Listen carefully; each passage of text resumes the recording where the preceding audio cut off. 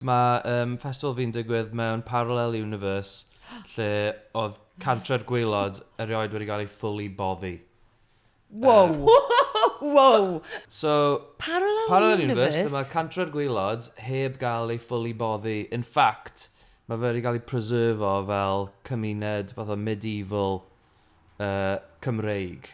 Basically, o'n i'n kind of moyn rhywle'n aber.